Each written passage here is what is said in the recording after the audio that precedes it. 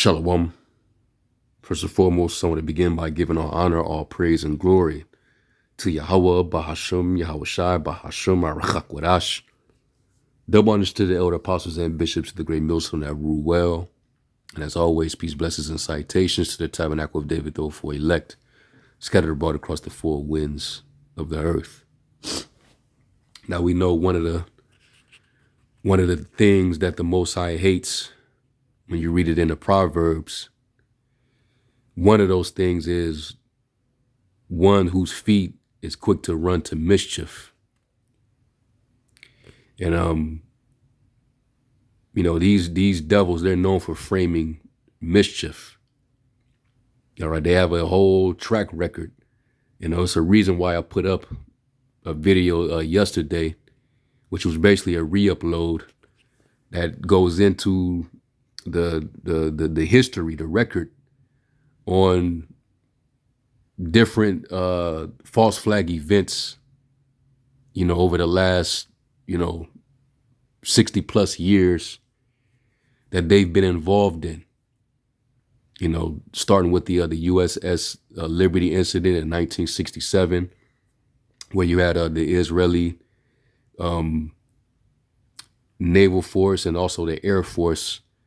They conducted an attack on the U.S. Navy technical research ship. They torpedoed it, and they tried to claim that it was a mistaken identity. All right. And you have also the Lavon affair that I believe that was conducted in 1954 in Egypt. Right. You have who was that other incident? It was in Palestine. I think it was the King David hotel bombing, where you had a Israeli paramilitary group that carried out an attack on this particular hotel that housed, British forces. They were like a headquarter of the Brits over in Palestine. All right, so they've been known to carry out false flag operations in various countries throughout time. So it's not a surprise that the Saudis, they've actually captured a few Mossad agents that were trying to plot, another operation within their country. All right. So this devil's constantly getting caught, every which way. All right. And the more he does things, the more he's alienating himself. He's isolating himself, and he's making more enemies by the second. All right. So anyway, this is Kim Iverson. I'm gonna play some of this video here, and this is fair use. And then we'll get a couple scriptures, but let's listen to this. Carlson says Saudi Arabia and Qatar arrested Mossad agents planning to commit false flags. Watch this. So it's probably hasn't been reported, but it's a fact that last night in Qatar and Saudi Arabia, authorities arrested Mossad agents planning on committing bombings in those countries. Now, that's weird. That doesn't make any sense. Why would the Israelis be committing bombings in two Gulf countries, which are also being attacked by Iran? Aren't they on the same side? No. Israel wants to hurt Iran and Qatar and UAE and Saudi and Bahrain and Oman and Kuwait. And they've Shit, they willing to harm themselves. Look what they done started, and then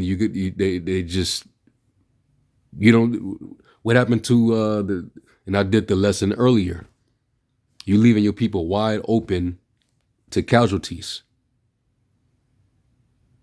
The scriptures say, he that is evil to himself, to whom will he do good? So this man is no good, no matter where he's at. All right.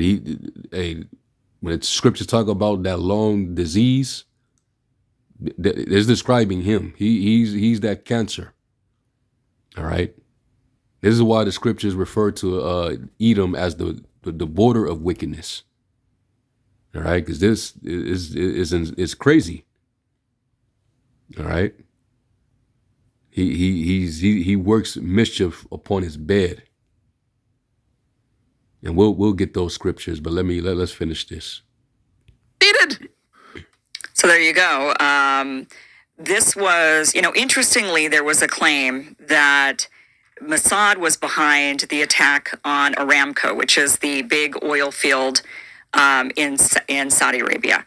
And this had been attacked, and immediately the Iranians came out. Immediately, of course, the Israelis were pointing the finger at the Iranians and saying, "Oh, look, they're attacking you now. I mean, look, they're attacking your oil fields," which the Iranians have flat out said to all of these countries. They've said, yeah, we're going to attack you, but we're not attacking you. Don't take it personal. We're attacking all of the military bases and any sort of American or Israeli infrastructure that you might have on your soil.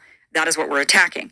And they also attacked hotels and anywhere where U.S. military that they were using. And it has been confirmed that the hotels that Iran did bomb in various different countries were being used by U.S. military.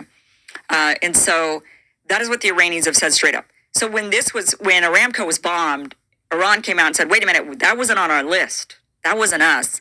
And of course, the Israelis said, yes, it was you. And look, Saudi Arabia, you're in the war now. You got to get in the war. You got to jump in. You got to help us out.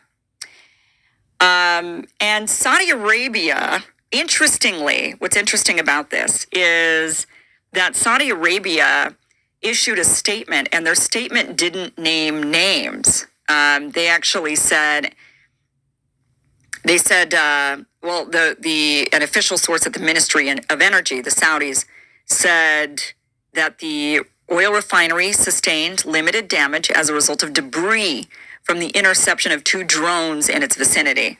The incident resulted in a limited fire, which was immediately contained by emergency response teams. No injuries or fatalities were reported. Some operational units at the refinery were shut down as a precautionary measure without any impact on the supply or petroleum products to local markets. So that's interesting that the Saudis actually issued that statement, because remember, the Iranians and the Americans were trying to point the fingers at the Iranians and saying, Iran did it, Iran did it, Iran did it. And what's interesting is now we find out that Tucker Carlson says, oh, and the Saudis and the Qataris actually arrested Mossad agents who were planning false flag attempts, maybe even actually pulled one off. And they might have caught them red-handed and arrested them. And then what do you do when you're Saudi Arabia? I mean, at this point, you are the ally. They're kind of pretending to be neutral, but we all know they're on the side of Israel. So they're on the side of Israel and the United States.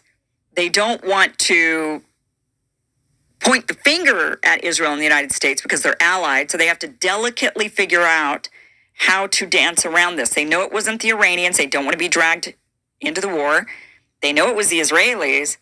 But are they going to come out and say the Israelis did a false flag attack on us? Because if they come out and say that, suddenly now the Israelis should be enemy number 1 to Saudi Arabia. See, Saudi Arabia, I guess it's been convenient for them to just, play the middle, just ride the fence on that whole thing, because, obviously, they're not allies with Iran, the whole Shia versus Sunni, division. But at the same time, man, how much are they going to take? You're sitting in the midst of crossfire, sitting in, straddling the fence. But we know ultimately, according to a prophecy, 2nd Ezra, the 15th chapter, it goes into the dragons of Arabia and the Carmanians, and how the Lord's going to basically restore them back to that, their wild nature. So, some's going to have to give, but this is like a wake-up call. You know what I mean? So these devils are being, caught red-handed, man. But they try to be very sneaky and subtle, with their devices. The scriptures say we always quote it, lest Satan should get an advantage of us, for we're not ignorant of his devices. They've been known to do stuff like this, man. That's why I wouldn't put it past them carrying out some type of operation here on the soils of Babylon, here in America.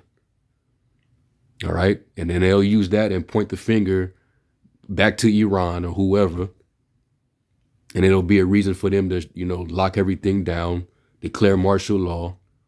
And we need to identify everybody. So we have this new rollout, the digital control grid. Everybody needs to get on this new system and be identified. All right. This is what they do, man. But we'll go back to there, but let's go here now. Cause this is what they're reporting. All right. Iranian state media shares. Iran did not attack the Ras Tanura oil refinery in Saudi Arabia. It was Israel. Tasnim News Agency reports the attack on the Saudi Aramco refinery was carried out by Israel, and Iran did not strike any oil facilities in Saudi Arabia. Tucker Carlson says Saudi Arabia and Qatar caught and arrested Israeli Mossad agents planning bombings in those countries. Last night, in Qatar and Saudi Arabia, authorities arrested Mossad agents planning on committing bombings in those countries. Now, that's weird. That doesn't make any sense. Why would the Israelis be committing bombings in two Gulf countries, which are also being attacked by Iran? Aren't they on the same side? No. Israel wants to hurt Iran and Qatar and UAE and Saudi and Bahrain and Oman and Kuwait. And I bet if they are responsible, I bet they did that to try to ignite them to, further be inflamed towards the Iranian regime. You know what I mean? To spark them to react on crash out mode, just like they're doing. In which when you just react and act on crash out mode, you don't do things without discretion, counsel. You just do things just for the sake of being reckless. It always tends to backfire. So I'm pretty sure they was doing this to try to ignite them against Iran. To act rashly, just like they're doing, but I'm pretty sure they had to stop themselves and figure out what the hell was going on. Then it made sense when they caught these damn Mossad agents. So, hey, it's getting interesting, man. All right. The world's getting to see who the biggest criminals on the face of the planet are. Everywhere they at, it's just mischief. But everybody hates us though. We're the most hated. We're the most this. Everybody's anti-Sim. But look at what they're doing, and they think that they could just do it all with just full-on immunity. That's that Cain spirit for you. So let me go from there, and let's get this one. This is a Dubai resident who happened to be nearby, and he explains and how one of the attacks that was carried on Dubai, he points to how it couldn't have been from Iran. So let's listen to him. This is Dubai World. It's literally a port, a seaport, which means if you're seeing rockets fly over your head and hitting this port, it did not come from Iran because Iran is there. We won't see any rockets flying over our head unless we're in a ship. The rockets you've seen came from the opposite direction, and everyone witnessed it. No more lies, motherfuckers. Man, see, these devils are getting caught every which way, and it's beautiful to see. All right, the scriptures tell you they can't sleep. Let me just grab it. They can't sleep except they have done mischief. Yeah, Proverbs 4:16, it says, for they sleep not except they have done mischief, and their sleep is taken away unless they cause some to fall. And it's usually through, them planning and plotting, operations. All right. And they hide behind these proxies and paramilitary groups, so on and so forth. These are agencies, but that's how they conduct it. It says, for they eat the bread of wickedness and drink the wine of violence. So people are catching on. All right, worldwide, man. Let's go from there to Micah 2. Micah 2 verse 1, it says, woe to them that devise iniquity and work evil upon their beds. When the morning is light, they practice it because it is in the power of their hand. All right. So they was going to try to, of course, frame Iran for this attack, that attack.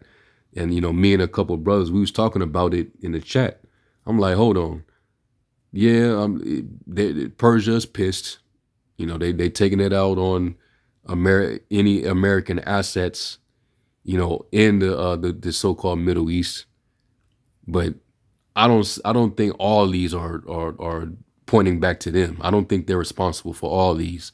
And I said to myself, and I said it in the chat, I said, what if some of these being carried out are actually false flags being conducted by Amalek, but they're being framed as Iranian attacks? And brothers agreed, what I'm saying? And we was talking about the history, USS Liberty of 1967 incident, the Lavon affair. All right. The King David hotel bombing, so on and so forth. So we can't put it past them. They're desperate and they're willing to do anything at this point to assume their domination over the world. All right. That's just what it is. Blood is nothing in their sight. It says that he will not be satisfied with blood. All right. So going back to this video, all right, it makes perfect sense. All right. Just by the process of elimination, their pattern in history, how they move. Like you couldn't put it past them. Why would they do that? It's like, this smells an awful lot like the pipelines, right? It smells an awful lot like the pipelines. And so you've got, what do you say when you know that your own people did this to you? What happened immediately after the pipelines were blown up? They immediately said, oh, it was the Russians. And then people were like, why would the Russians blow up their own pipelines? Well, it was the Russians. And then when news started coming out that no, it was actually what Seymour Hersh said was the Norwegians with Americans and maybe Ukrainians were involved. Like there's all these different actors, but they were supposed to be I think she referring to the Nord Stream pipeline, if I'm not mistaken. All right, and then you had that bridge that also got blown up as well. All right, I think in Crimea, but all this activity goes back to the same entity. All right, this alliance that's hammering and causing all this mayhem and chaos in the earth. All right, so eventually, some's going to give, and ultimately the Most High is who's going to bring everything into judgment. All right, he's luring this same entity into a snare, where all these nations are gonna, they're gonna get their shit off, and it's gonna end in, a very, very devastating end for that particular nation, that kingdom, that empire. All right. Allies of Germany, and yet they blew up infrastructure that would really help the Germans, which, by the way, now, interestingly, fast forward, the Europeans were saying, well, we don't need that Russian gas. Well, now that they're not able to get the gas from the Middle East because there's a giant war that has now broken out, they're begging for Russian gas again. As of yesterday, they're begging for Russian gas. A month ago, they were saying, no Russian gas, you're banned. No Russian gas. Now they're saying, wait. Okay, hold on. We need that Russian gas. Yeah. So at that time, but what do you do when you're Germany and you know that your own allies blew up your energy source?